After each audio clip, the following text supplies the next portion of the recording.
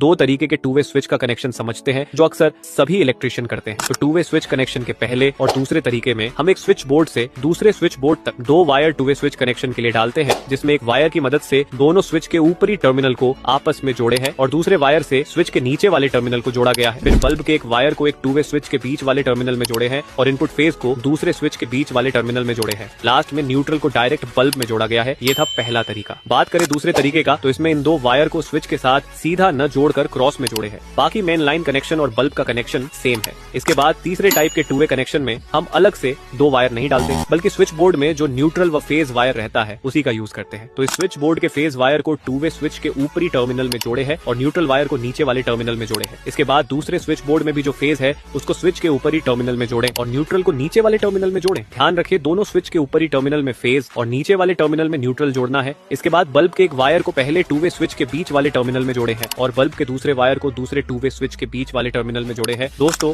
two way switch connection का ये